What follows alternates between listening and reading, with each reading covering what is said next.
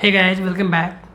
तो पिछले क्लास में मैंने इलेक्ट्रिक फील्ड जो एक एक्सियल लाइन पे मैंने निकाला था उसके बारे में जो फार्मूला आया था उसके बारे में कुछ एक्सप्लेन किया था और कुछ कॉन्सेप्ट थे डायपोल मोमेंट और इलेक्ट्रिक फील्ड से रिलेटेड, वो मैंने एक्सप्लेन किया था। तो आज के इस क्लास में हम क्या करेंगे, डायपोल के कारण इलेक्ट्रिक फील्ड ही निकालेंगे, लेकिन दूसरे पॉइंट पर कहीं पे किसी इक्वेटोरियल पॉइंट पर। ये इक्वेटोरियल लाइन होती है, ये डायपोल का इक्वेटोरियल लाइन होता है। ये इसी पर हम कहीं एक पॉइंट पर क्या करेंगे, इलेक्ट्रिक फील्ड निकालेंगे। ये नीचे भी आप निकाल सकते, कोई दिक्कत नहीं, हम मैंने ऊपर लिया सुविधा के लिए। तो ये हमारे डायपोल है, ठीक है, प्लस चार्ज माइनस चार्ज, ठीक है। दोनों के बीच डायपोल लेंथ 2a का है। तो ये परपेंडिकुलर बाइसेक्टर, यानी ये लाइन जो है वो दोनों ये डायपोल लेंथ को क्या कर रहा है, दो बराबर भाग में बांट रहा है। तो ये हो गया a और ये हो गया a, ओके। तो अब हम क्या कर रहे हैं, यहाँ से इस मिड पॉइंट से r डिस्टेंस पर एक पॉइंट ले रहे हैं P, और इसी पॉइंट पर हम क्या करेंगे, इलेक्ट्रिक फील्ड निकालेंगे इस डायपोल के कारण। इसका मतलब कि परपेंडिकुलर बाइसेक्टर लाइन जो होता है इसको उसी को बोलते हैं इक्वेटोरियल लाइन, और हम इक्वेटोरियल लाइन पर निकाल रहे हैं पॉइंट। मतलब पॉइंट हम निकाल लिए इक्वेटोरियल लाइन पर, उसी पर हमें इलेक्ट्रिक फील्ड निकालनी है।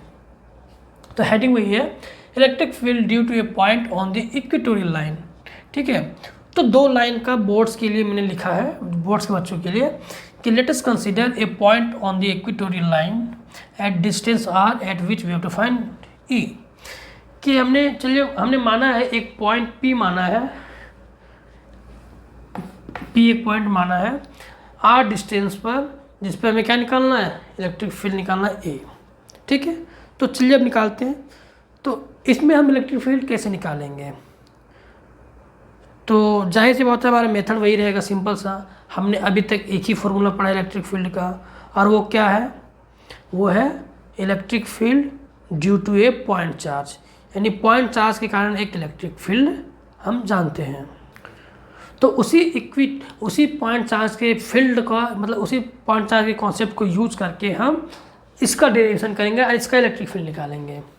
तो यहाँ पे देखिए, एक पॉइंट चार्ज ये है, एक पॉइंट चार्ज ये, मतलब जैसे हम एक्सियल लाइन वाला केस में किए थे सेम इसी तरह हम यहाँ करेंगे। तो यहाँ भी एक पॉइंट चार्ज, यहाँ भी एक पॉइंट चार्ज, इस पॉइंट चार्ज के कारण यहाँ पे फील्ड निकालेंगे, इसी कारण यहाँ पे फील्ड निकालेंगे, और दोनों को ऐड कर देंगे यानी वेक्टर एडिशन कर देंगे।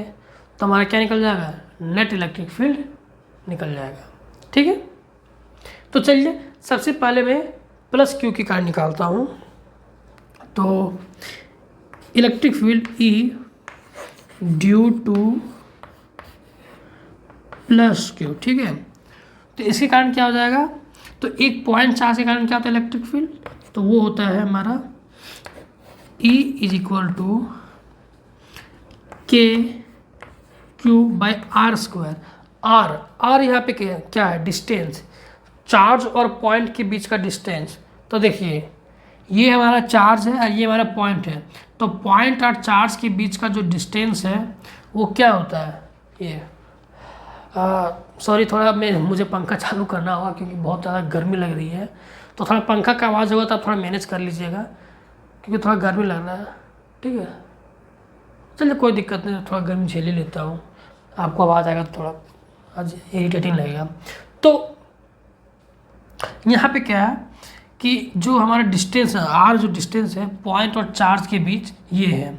ये हमने कैसे निकाला, √r² प्लस a स्क्वायर। तो देखिए ये हमारा क्या, एक तरह का राइट एंगल ट्रायंगल है, और राइट एंगल ट्रायंगल में ये a है, ये r है, और ये क्या है, r² प्लस a स्क्वायर √, ठीक है ना। पाइथागोरस थ्योरम को यूज़ करते हैं, आपने क्लास 10th में पढ़ा होगा पाइथागोरस थ्योरम। ये a r, तो ये हो जाएगा √r² plus a square, simple सी मैथमेटिक्स है। तो यहाँ पे r² यानी इसका स्क्वायर करेंगे तो क्या हो जाएगा, r² प्लस a स्क्वायर, ठीक है। इसका स्क्वायर तो रूट और स्क्वायर करेंगे तो दोनों हट जाएगा, ठीक है। तो इसलिए हमने यहाँ पे सिर्फ r² प्लस a स्क्वायर लिखा है। अच्छा, इसका डायरेक्शन किधर होगा, तो अगर मैं इसको a मान रहा हूँ, इसको b मान रहा हूँ, ठीक है, तो इसका डायरेक्शन किधर होगा, तो ये एक पॉजिटिव चार्ज है, और पॉजिटिव चार्ज उस चार्ज को यहाँ पे अगर मैंने पॉजिटिव टेस्ट चार्ज रखा है तो उस चार्ज को क्या करेगा, रिपेल करेगा, उधर धक्का देगा, ठीक है, खींचेगा नहीं, धक्का देगा ना, क्योंकि रिपेल करता है पॉजिटिव। तो ये जो बनेगा वो ऐसे बनेगा हमारा क्या इलेक्ट्रिक फील्ड E1, इसको मैं E1 कह देता हूँ, ठीक है। तो इसके कारण इलेक्ट्रिक फील्ड का डायरेक्शन, जो इलेक्ट्रिक फील्ड ये जो बन रहा है, ये अपने चारों जो इलेक्ट्रिक फील्ड बना रहा है उसका डायरेक्शन किधर है, उधर की ओर है।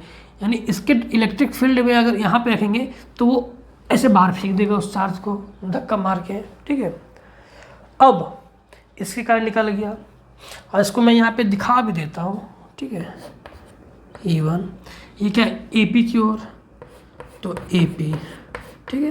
वेक्टर फॉर्म में आप लिख के भी ऐसा दिख, वरना आप सिर्फ मैग्नीट्यूड फॉर्म में भी आप लिख सकते हैं, जो मैंने पहले लिखा था।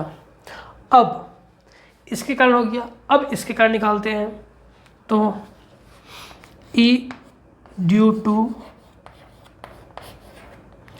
-Q, तो -Q के कारण क्या होगा, सेम पॉइंट चार्ज है, दोनों के बीच डिस्टेंस है, तो वही ये हो जाएगा E2, और ये क्या हो जाएगा KQ बाय, और इसका वही सेम उसी तरह हमने ये डिस्टेंस निकाले, ये वाला डिस्टेंस, तो इसका भी स्क्वायर करेंगे तो वही आ जाएगा R² प्लस A²। देखिए यहाँ पे तो आपको दिक्कत होनी नहीं चाहिए, क्योंकि यहाँ पे मैंने पाइथागोरस थ्योरम को यूज़ किया, ठीक है।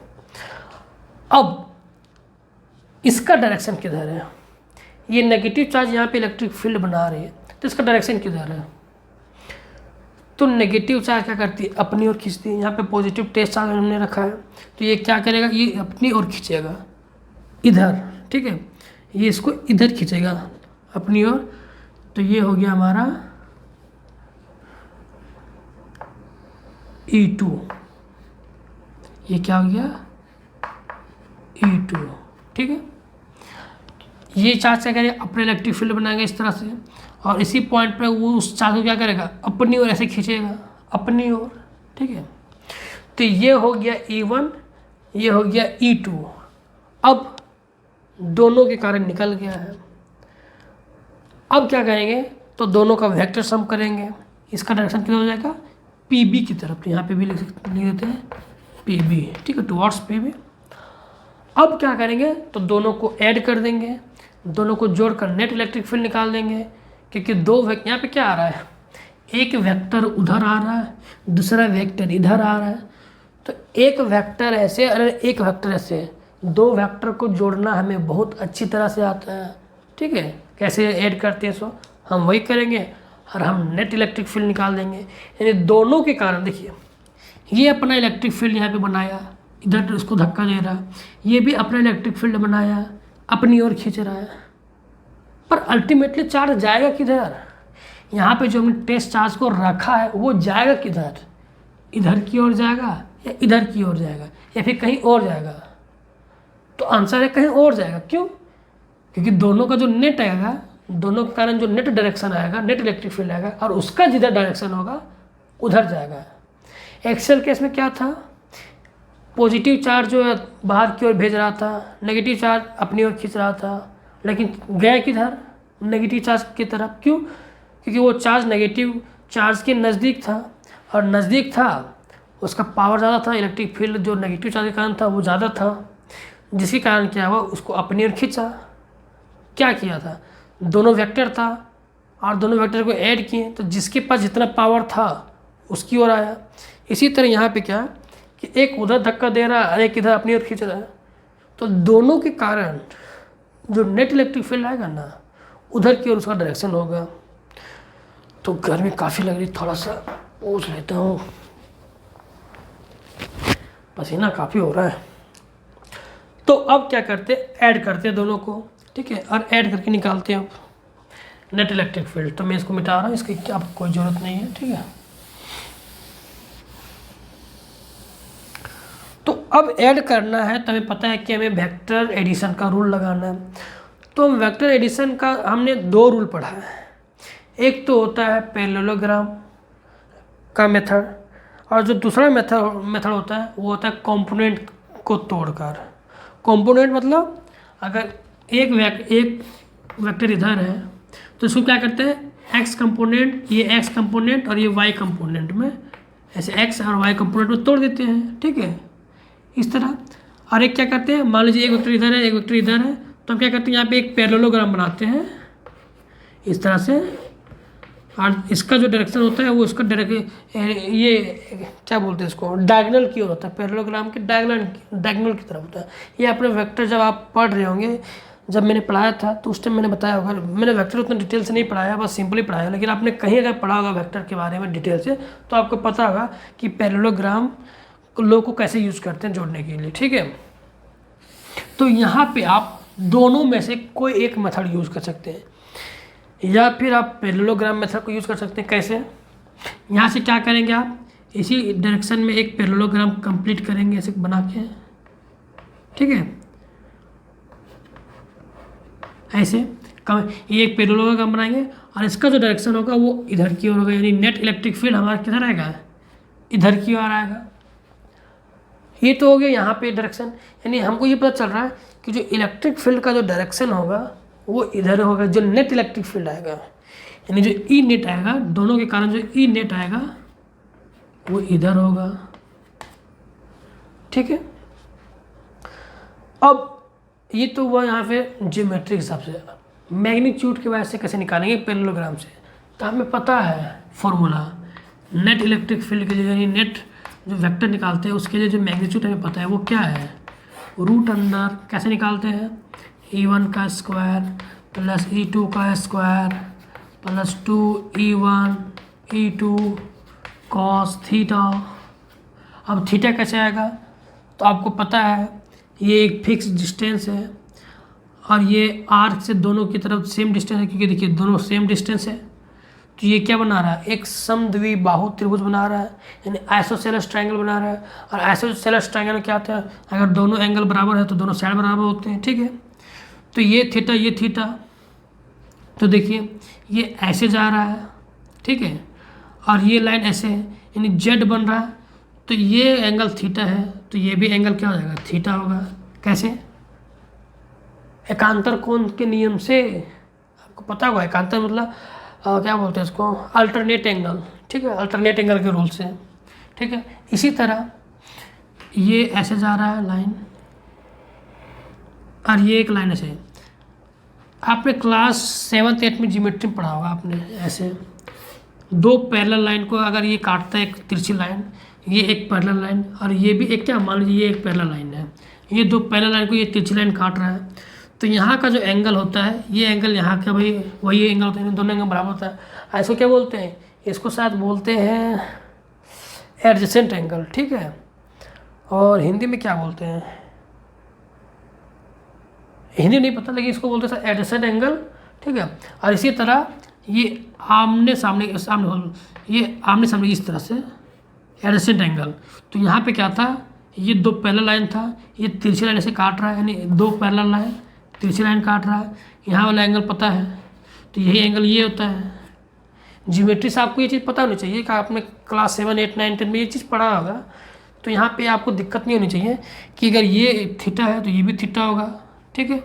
इसी तरह ये थीटा है तो ये भी थीटा होगा, और दोनों मिलकर क्या हो जाएगा, थीटा प्लस थीटा, यानी ये पूरा एंगल क्या हो जाएगा, 2 थीटा। क्या हो जाएगा, 2 थीटा। और 2 थीटा बिठाइए, सॉल्व कीजिए, लास्ट में आपको कॉस थीटा मिलेगा। कॉस थीटा का वैल्यू निकालिए, कॉस थीटा लीजिए तो क्या आता है, आधार बटा कर्ण, यानी B/H होता है। वैल्यू रख लीजिए, आपका एक जो नेट रिजल्ट होता है वो मिल जाएगा। लेकिन मैंने आपको बता दिया यहाँ पे पैरेललोग्राम मेथड से आप कैसे करेंगे। लेकिन अगर मैं आपको बोलूँ कंपोनेंट मेथड से कैसे करेंगे, तो चलिए मैं आपको कंपोनेंट मेथड से बता रहा हूँ करने के लिए, और वो थोड़ा इजी है, इसीलिए मैं कंपोनेंट मेथड को ही यहाँ पे बता रहा हूँ। बस ये आपको समझाने के लिए कि आप पैरेललोग्राम मेथड से कैसे बनाएंगे। हाँ, ये आपके लिए होमवर्क भी है कि आप पैरेललोग्राम मेथड से भी ट्राई कीजिएगा बनाने का, ठीक है। आपका आंसर सेम आएगा, कोई आंसर अलग नहीं आएगा। तो मैं चलिए आपको कंपोनेंट मेथड से बताता हूँ कि कंपोनेंट मेथड से आप कैसे बनाएंगे, सो कैसे ऐड करेंगे वेक्टर्स को। तो ये मैं सारा मिटा रहा हूँ जो मैंने यहाँ पे, जो एक्स्ट्रा मैंने यहाँ पे लिखा है। सो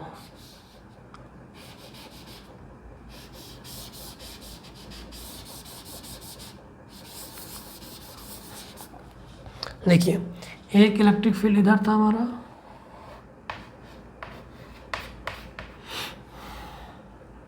और एक था इस तरफ, ये हमारा E2 है। ओके, देखिए नेट इलेक्ट्रिक फील्ड का भी डायरेक्शन उधरे आएगा जैसे वो पहले आया था। कैसे आएगा देखिए, सेम उसी तरह हम करेंगे। यहाँ पे 2 एक्सेस ले लेंगे ऐसे, ये इक्वेटोरियल वाला लाइन है, ठीक है, ये सीधा। और यहाँ पे एक्स एक्सेस की तरह यानी इसकी पैरेलल लाइन वो एक लाइन ड्रॉ कर लेते हैं, ठीक है। क्योंकि जब हम वेक्टर्स को कंपोनेंट मेथड में तोड़ते हैं ना, तो उसको एक्स और वाई डायरेक्शन में तोड़ते हैं। मान लीजिए एक फोर्स इधर लग रहा है तो इसको हम ऐसे ऐसे तोड़े देंगे, ये वाई और एक्स। इसी तरह एक इधर लग रहा है तो इसको एक्स में, ये वाई में, और इसको एक्स में, इस तरह से तोड़ते हैं, ठीक है, कंपोनेंट मेथड को। आपने न्यूटन्स लॉ में पढ़ा होगा 11th क्लास 11th में, कि जब आप फोर्सेस को सॉल्व करते हैं, जब आप फ्री बॉडी डायग्राम बनाते हैं, BD बनाते हैं, तो उसमें आपको फोर्सेस को तोड़ना होता है, उसको कंपोनेंट मेथड में, कंपोनेंट में तोड़ के सॉल्व करना होता है। तो सेम चीज़ मैं यहाँ पे कर रहा हूँ। देखिए ये E1 इधर है तो ये थीटा है, तो ये भी क्या हो जाएगा, थीटा हो जाएगा। अब ये ऐसे इधर की डायरेक्शन में, और ये थीटा इसके साथ बना रहा है, तो ये वाला कंपोनेंट क्या हो जाएगा, एक इस कंपोनेंट में टूटेगा और एक इस कंपोनेंट में टूटेगा।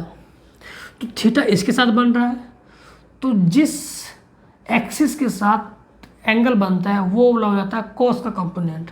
तो ये क्या था, ये E1 था ना, तो यहाँ पे बन जाएगा ये वाला E1 कॉस थीटा, और इसके परपेंडिकुलर में ये क्या हो जाएगा, E1 साइन थीटा। क्लियर है।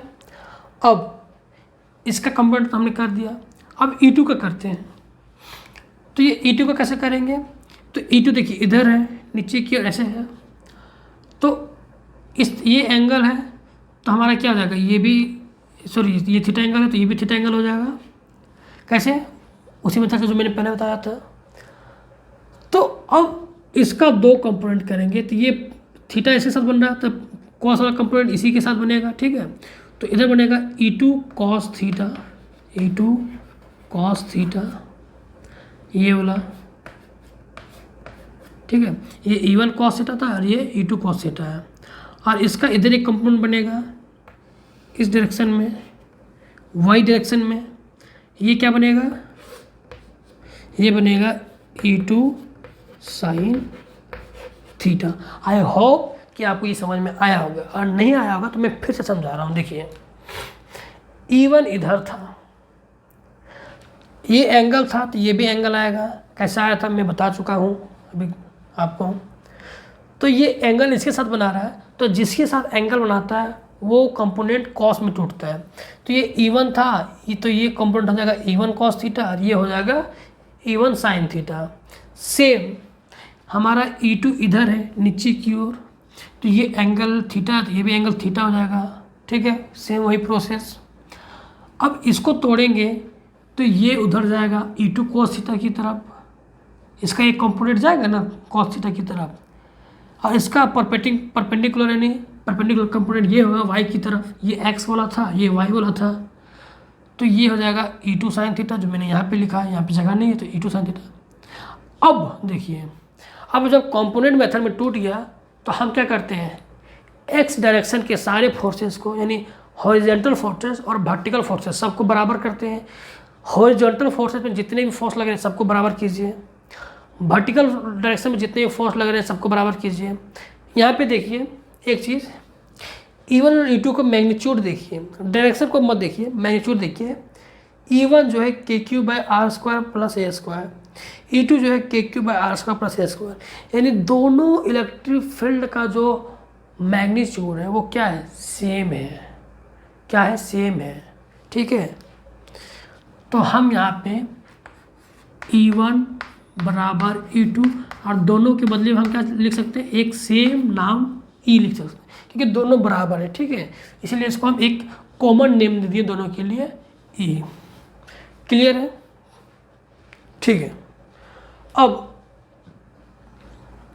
देखिए वर्टिकल कंपोनेंट में कौन कौन है, तो वर्टिकल कंपोनेंट में ऊपर की तरफ E साइन थीटा है, नीचे की ओर E2 साइन थीटा है, और दोनों का मैग्नीट्यूड सेम है, क्योंकि मैग्नीट्यूड इलेक्ट्रिक फील्ड का सेम है दोनों का, ये दोनों का सेम है, ये मैंने गलती से छोटा बना दिया, लेकिन ये सेम जितना मैंने ये बनाया ना उतना ही इसको भी बनाना होगा। अच्छा इसी को मैं छोटा कर देता हूँ ना, टेंशन ही क्या है। हाँ अब देखिए जितना ये है उतना ही है, लेकिन मैंने इसको लंबा कर दिया, कोई दिक्कत नहीं, आपको समझाने के लिए लंबा किया। ये इतना ही मैग्नीट्यूड का इतना बनेगा, फिर ये बनेगा।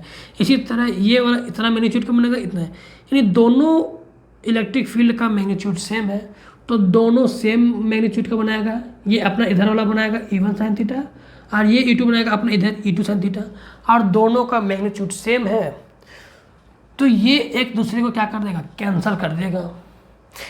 मतलब यहाँ पे जो पॉजिटिव चार्ज रखा हुआ, टेस्ट चार्ज जो मैंने यहाँ पे रखा, उसको टेस्ट करने के लिए कि कितना इलेक्ट्रिक फील्ड का ताकत बन रहा है, यहाँ पे इलेक्ट्रिक फील्ड कितना बन रहा है, उस चार्ज को ना ऊपर भेजेगा, क्योंकि E1 sin थीटा उस चार्ज को क्या करेगा, ऊपर की ओर खींचेगा, और उसके अपोजिट में यानी नीचे की ओर E2 sin थीटा खींचेगा।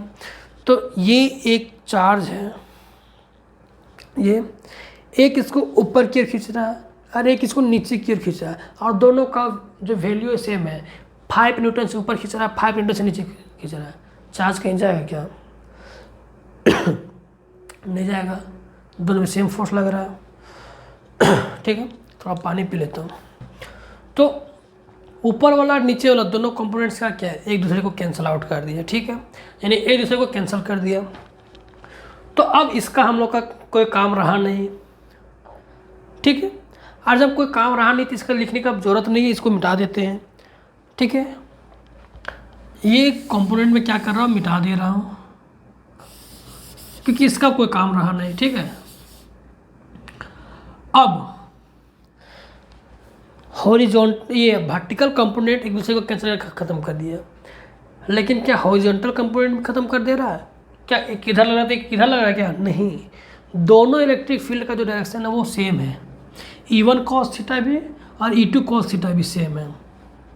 तो ये दोनों क्या हो जाएगा, दो वेक्टर को एक ही डायरेक्शन में होते हैं और सेम मैग्नीट्यूड के होते हैं, तो दोनों के बीच एंगल कितना होता है, 0 डिग्री होता है। और 0 डिग्री में जब एंगल होता है क्या करते हैं, सिंपली दोनों वेक्टर को जोड़ देते हैं। तो दोनों वेक्टर को जोड़ देंगे। ठीक है, तो जब हमारा नेट इलेक्ट्रिक फील्ड निकलेगा, इसको मैं मिटा लेता हूँ, बोर्ड छोटा है ना, इसके कारण बहुत दिक्कत हो रहा है। कोई दिक्कत नहीं, आ जाएगा बड़ा बोर्ड। तो जो हमारा ई नेट आएगा,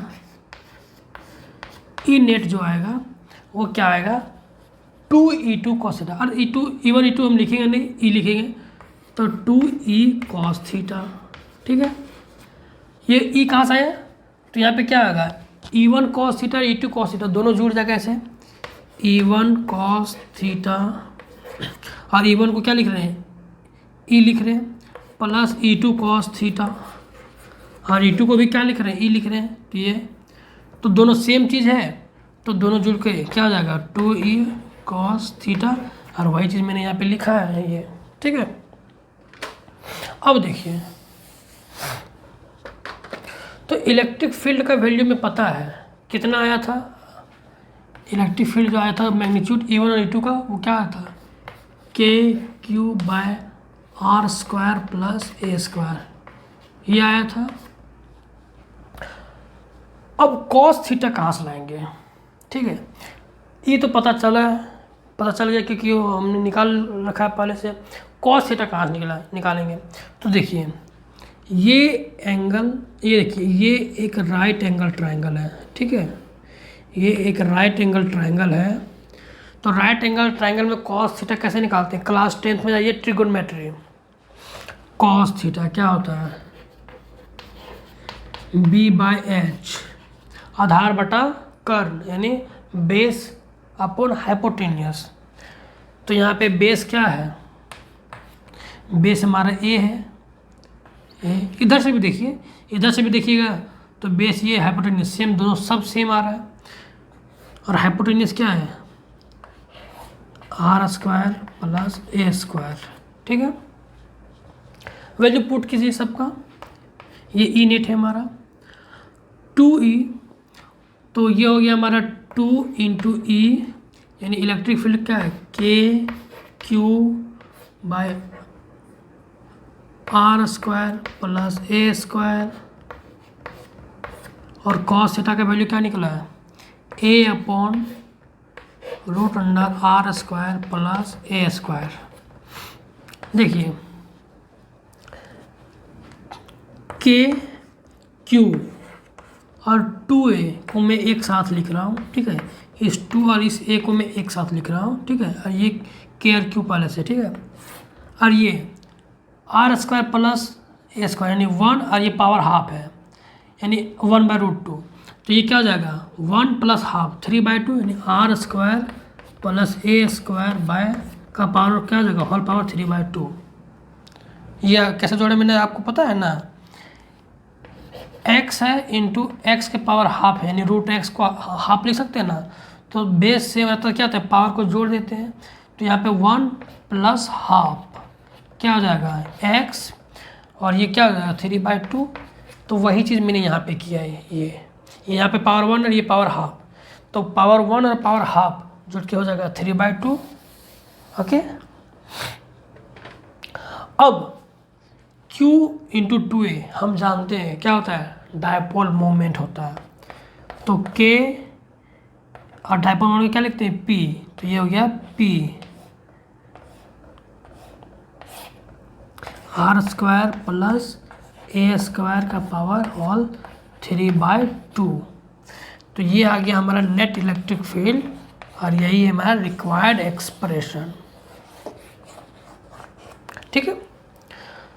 तो यहाँ तक आप नोट कर लीजिए। अब इसके बाद इस फॉर्मूले के बारे में हम लोग समझेंगे और इसका भी एक स्पेशल केस निकालेंगे। तो आई होप कि आपने निकाल लिया होगा और कैसे मैंने किया है वो आपको अच्छा से समझ में आ गया होगा। और जिन्हें नहीं समझ में आया होगा वो पूछ सकते हैं, ठीक है। कमेंट कर दीजिएगा, मैं इसको समझा दूंगा वहीं पे कमेंट में ही कैसे मैंने किया सो। या फिर व्हाट्सएप में आप पूछ सकते हैं, व्हाट्सएप नंबर दे दूंगा, आप व्हाट्सएप में भी पूछ सकते हैं। और मैंने मिटा दिया ना, कोई दिक्कत नहीं, मैंने छोटा मिटाया ज़्यादा नहीं मिटाया है, सिर्फ नीचे वाला सब मिटाया है क्योंकि अभी मुझे यहाँ पे एक चीज़ और दिखाना है।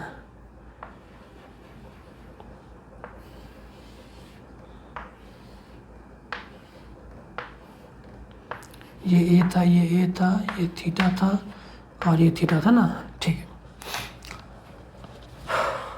हाँ, तो मैं बताया था कि आप व्हाट्सअप कर दीजिएगा, मेरा व्हाट्सअप नंबर है वही 8809259386। इसमें आप मैसेज कर दीजिएगा जो भी डाउट होगा। मैं क्या करूँगा, हो सकता है तो आपको सोल्यूशन भेज दूंगा या फिर आपको समझाना होगा तो मैं वीडियो बना के छोटा एक समझा दूंगा आपको, ठीक है। पेपर में लिख के एक वीडियो बना के समझा दूंगा, ओके। तो अब जो रिजल्ट आया था मैं उसको लिख रहा हूँ। तो जो रिजल्ट आया था इलेक्ट्रिक फील्ड का, जो ई नेट था यानी नेट इलेक्ट्रिक फील्ड जो आया था वो क्या आया था 2 नहीं आया था ना 2 नहीं आया था, Kp/r² प्लस a² के पावर 3/2। अब देखिए उसी तरह एक्सेल लाइन में जो केस आया था r² माइनस a² का होल स्क्वायर, सेम उसी तरह आ रहा है, यहाँ प्लस है लेकिन यहाँ पे 3/2 है। तो यहाँ पे भी हमको कुछ पता नहीं चलेगा उतना डिपेंडेंसी कैसे है नहीं है सो। तो इसको भी हम क्या करेंगे उसी स्पेशल केस लेके चलेंगे, उसी तरह स्पेशल केस लेंगे कि डिस्टेंस को हम ज़्यादा मान लेंगे। स्पेशल केस कि ये जो पॉइंट मान रहे हैं ना इसके कंपेयर में, इस दोनों के कंपेयर में बहुत ऊंचा मान रहे हैं। ऐसा लगेगा देखने में जो बहुत ज़्यादा ले लेंगे तो ऐसा लगेगा जैसे ये दोनों पास चार्ज है और ये दोनों डायपोल है और ये यहाँ पे ले रहे हैं। तो ये आप देख रहे हैं ये हमारा R है, R के कंपेयर में ये डिस्टेंस, ये पॉजिटिव चार्ज है ये वाला और ये नेगेटिव चार्ज, और ये वाला ये पॉजिटिव चार्ज और ये नेगेटिव चार्ज। देखिए ये पॉजिटिव चार्ज है और ये नेगेटिव चार्ज है। दोनों के बीच कितना डिस्टेंस है, बहुत कम, क्योंकि ये डिस्टेंस ज़्यादा ले, यहाँ से देखेंगे इसको तो ये डिस्टेंस बहुत कम लगेगा। अब बहुत कम लगेगा तो इसको नेगलेक्ट कर सकते हैं, कौन सा ये वाला, क्योंकि ये छोटी, ये तो 2a पहले से बहुत कम हो गया, उसको आधा कर दिए a कर दिए और उसका भी स्क्वायर कर दे रहे हैं तो और कम हो जाएगा। और ये चीज़ मैं एक्सप्लेन कर चुका हूँ पिछले लेक्चर में कि कैसे क्वांटिटी हट जाती है।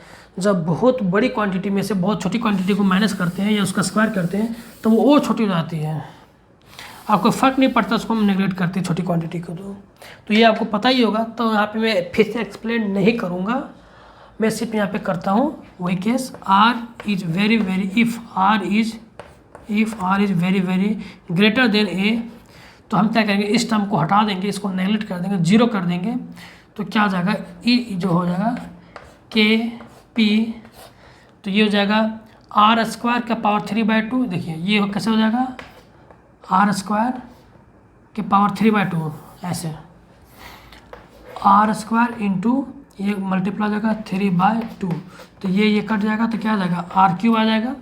तो आर क्यूब जब आएगा तो हमारा नीचे क्या आएगा, आर क्यूब, और यही है हमारा नेट इलेक्ट्रिक फील्ड का फाइनल फॉर्मूला। ठीक है, तो ये स्पेशल केस भी आप नोट कर लीजिए। ठीक है, तो ये आ गया।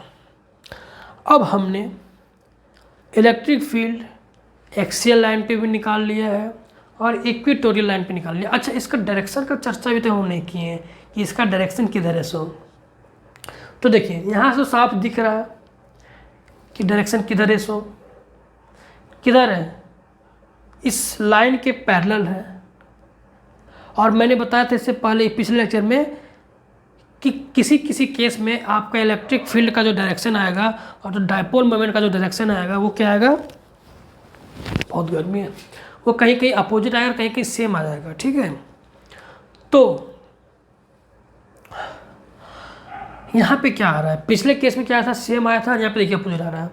ये है हमारा डायपोल, और डायपोल इलेक्ट्रिक डायपोल का जो डायरेक्शन होता है वो क्या होता है, माइनस से प्लस। तो ये माइनस से प्लस, तो हमारा जो डायरेक्शन का ये इलेक्ट्रिक डायपोल का इसका जो डायरेक्शन है वो इधर है। ठीक है, इधर। लेकिन जो इलेक्ट्रिक फील्ड, जो नेट इलेक्ट्रिक फील्ड आया दोनों के कारण, वो किधर आया, उधर। यानी इलेक्ट्रिक जो ई नेट का जो डायरेक्शन आया है वो है इधर, और जो पी का जो डायरेक्शन है यानी डायपोल मोमेंट का जो डायरेक्शन है वो है इधर। तो देखिए यहाँ पे अपोजिट आ गया। ठीक है ना, ये डायरेक्शन इधर है। ठीक है, तो अल्टीमेटली अगर मैं चार्ज को यहाँ पे रखूँगा, एक पॉइंट टेस्ट चार्ज को रखूँगा, तो वो चार्ज किधर जाएगा, वो चार्ज उधर की ओर मूव करेगा। ठीक है, ना ही इधर मूव करेगा ना ही इधर मूव करेगा, ये दोनों का रिजल्टेंट इधर जाएगा। ठीक है, दोनों के बीच में इधर जाएगा। तो ये डायरेक्शन हुआ। इसको मैं क्या लिख सकता हूँ, मैं इधर या एक पॉइंट लिख देता हूँ क्यू। तो मैं इसको दिखा देता हूँ कि ये जो डायरेक्शन आया वो आया पी क्यू की ओर, ऐसे उधर की ओर। तो डायरेक्शन की बात हो गई। मैग्नीट्यूड कितना आया वो पता चल गया हमें कि आर क्यूब, इसमें भी आर क्यूब आया। एक्सियल लाइन वाला में भी आर क्यूब पे डिपेंडेंसी आई थी, इसमें भी आर क्यूब की डिपेंडेंसी आई है। अब एक्सियल लाइन पे जो आया है और इक्वेटोरियल लाइन पे जो रिजल्ट आया, दोनों को मैं एक साथ लिख रहा हूँ, और दोनों को एक साथ लिखने के बाद दोनों का रिजल्ट कंपेयर करूँगा, और इस क्लास में यहीं तक करेंगे हम लोग। ठीक है, दोनों का रिजल्ट कंपेयर करने के बाद इस क्लास को ख़त्म करेंगे। तो जो इलेक्ट्रिक फील्ड आया है एक्सियल लाइन पे, वो क्या आया, 2kp/r3। और जो ई आया है इक्वेटोरियल लाइन पर, वो आया है kp/r3। दोनों को आप ध्यान से देखिए, दोनों में आर क्यूब का डिपेंडेंसी है, कोई फ़र्क नहीं पड़ता है। दोनों में केपी है, कोई फ़र्क नहीं पड़ता। अंतर सिर्फ क्या है, 2 का अंतर है। ये यहाँ पे 2 है, यहाँ पे 2 नहीं है। ये देखिए इतना क्वांटिटी, ये क्या है, सेम है, दोनों में सेम है ना। तो यहाँ पे क्या है, 2 है, और यहाँ पे क्या है, सिर्फ 1 है। इसका मतलब कि अगर इसका वैल्यू हम कैलकुलेट करें, के का वैल्यू में पता है, पी हमें यहाँ से पता, डायपोल मोमेंट पता रहेगा। ठीक है, और आर तो हमें पता ही रहेगा। तो इसको हम कैलकुलेट कर लेंगे, और वो कुछ मान लीजिए आया 5 न्यूटन, मतलब कुछ भी आया 5। तो यहाँ पे 5 से मल्टीप्लाई होकर ये क्या हो जाएगा, 2 से मल्टीप्लाई होकर ये हो जाएगा 10। ये वाला इलेक्ट्रिक फील्ड एक्सियल वाला। और यहाँ पे क्या है, ये तो 5 ही निकलेगा, क्योंकि ये 5 निकाला, तो ये 5, यानी इक्वेटोरियल पर जो निकाला है हमने वो क्या निकलेगा, 5 ही। इस टर्म को मैंने कैलकुलेट किया, kp/r को कैलकुलेट किया तो 5 आया, लेकिन ये 2 के साथ मल्टीप्लाई कर 10 हो गया। और यहाँ पे ये जो यहाँ पे 1 है, और ये 5 निकाल चुके, इस टर्म को 5 निकाल चुके हैं, क्योंकि दोनों सेम है। और यहाँ 1, तब 5 × 1 5। तो यहाँ से आपको क्या पता चल रहा है कि जो इक्वेटोरियल लाइन पे जो इलेक्ट्रिक फील्ड आता है वो डबल आता है किसके, एक्सियल लाइन पर जो आता है, सॉरी उल्टा बोल दिया मैंने, कि जो एक्सियल लाइन पे जो इलेक्ट्रिक फील्ड आती है, यानी जो हमने यहाँ पे निकालते हैं इलेक्ट्रिक फील्ड एक्सियल लाइन पे, ये हमारा एक्सियल लाइन है, ये एक्सियल लाइन में इधर भी कहीं भी हम निकाल सकते हैं इधर। तो यहाँ पे जो इलेक्ट्रिक फील्ड आता है वो डबल आता है किससे, जो यहाँ पे निकालते हैं, जो इक्वेटोरियल लाइन पे, यानी जो इक्वेटोरियल लाइन पे जो आ रहा है इलेक्ट्रिक फील्ड उससे डबल आ रहा है कहाँ पे, एक्सियल लाइन में। यानी सेम डिस्टेंस लें, सेंटर से 5 मीटर एक्सियल लाइन में जाएं और 5 मीटर इक्वेटोरियल लाइन पे जाएं, सेम दूरी पर अलग अलग जगह चार्ज रख के देखें तो वो चार्ज जो है वो अलग अलग फोर्स फील करेगा। एक जगह कम फोर्स फील करेगा और दूसरी जगह डबल फोर्स फील करेगा। और आपको पता है कहाँ करेगा, मान लीजिए इस पॉइंट चार्ज जो टेस्ट चार्ज था मैंने यहाँ पे रख दिया, ठीक है, तो पहले जो यहाँ पे जितना फोर्स फील कर रहा है वो ना, अब ये देखेगा यहाँ पे कि उससे डबल फोर्स फील कर रहा है। मतलब इसको यहाँ पे मान लीजिए कुछ ताकत से खींच रहा था, ये दोनों चार्ज इसको अपनी ओर खींच रहे थे, इस डायरेक्शन में इसको धक्का दे रहे थे। तो ये देखिएगा इलेक्ट्रिक फील्ड यहाँ पे अब उस चार्ज को क्या करें, इस चार्ज को रख के यहाँ पे रख दूँ तो ये क्या करेगा, ये फील करेगा, ये चार्ज यहाँ पे रखा, वो चार्ज फील करेगा कि यहाँ पे हमको जो फोर्स लग रहा है, हम मेरे ऊपर जो फोर्स लग रहा है वो बहुत ज़्यादा, यानी डबल लग रहा है। किसके कंपेयर में, यहाँ के कंपेयर में। समझ आ रही है बात, कि एक्सियल लाइन में जो फोर्स लगेगी वो डबल लगेगी किससे, इक्वेटोरियल लाइन में, क्योंकि इलेक्ट्रिक फील्ड स्ट्रॉन्ग है, डबल है। यहाँ पे जो इलेक्ट्रिक फील्ड आता है उसका डबल यहाँ पे आता है। देखिए एक्सियल लाइन पे जो आता है तो यहाँ पे हम लिख सकते हैं कि जो ई एक्सियल जो आता है वो आता है 2 टाइम्स, यानी डबल आता है किसमें, इक्वेटोरियल लाइन वाला पर। ये रिजल्ट आप याद रखेंगे, कॉम्पिटिटिव में पूछ देगा, ठीक है। तो यहाँ पे जो इक्वेटोरियल लाइन पे जो इलेक्ट्रिक फील्ड आता है उसका डबल कहाँ पे आता है, एक्सियल लाइन में।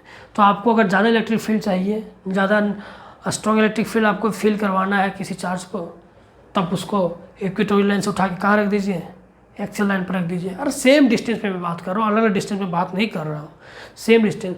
5 मीटर यहाँ से भी जाइए, 5 मीटर यहाँ से भी जाइए, दोनों को कंपेयर कीजिए तो यहाँ पे डबल आएगा। फॉर्मूला दिखा रहा है, देख पा रहे हैं, फॉर्मूला ही दिखा रहा है ना, मैं नहीं बोल रहा, फॉर्मूला बता रहा है। ओके, तो यहाँ से हमें ये कंक्लूजन मिला। पहले तो हमें ये पता चला कि ये पॉइंट चार्ज के कारण जो डिपेंडेंसी आती है डिस्टेंस पे वो r² का आता है, लेकिन जो डायपोल के कारण होता है वो किस पे आता है, r³ के कारण, r³ की डिपेंडेंसी आती है।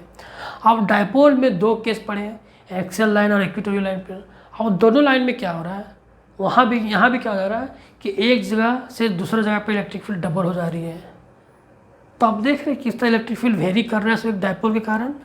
अभी और जब कंटिन्यूस चार्ज पड़ेंगे ना तो वहाँ और धीरे धीरे चीज़ें थोड़ा सा कंप्लीट, मतलब थोड़ा सा स्टैंडर्ड होता चला जाएगा, ठीक है। तो अभी आज यहाँ तक रखते हैं। अब इसके आगे हम क्या करें, हाँ मैं एक चीज़ बताना चाहता हूँ। अब जो अगला लेक्चर में ना, अब पॉइंट को मैं ना ही एक्सियल लाइन पे रखूँगा ना ही इक्वेटोरियल लाइन पर रखूँगा। मैं पॉइंट को किसी जनरल पॉइंट यानी कहीं पे रख दूँगा। मेरा मन करे यहाँ पे रख दूँ, मेरा मन करे यहाँ पे, मेरा मन करे यहाँ पे कहीं भी रख दूँ, लेकिन मुझे 2 जगह नहीं रखना है, ना ही एक्सियल लाइन में रखना है, ना ही इक्वेटोरियल लाइन में रखना है। मुझे मेरा मन मान लीजिए यहाँ किया तो मैं यहाँ पे रख दूँगा, यानी किसी अलग जगह अलग पॉइंट पे। तो वहाँ पे क्या इलेक्ट्रिक फील्ड आएगा, नेक्स्ट लेक्चर में हम लोग अब वही करेंगे।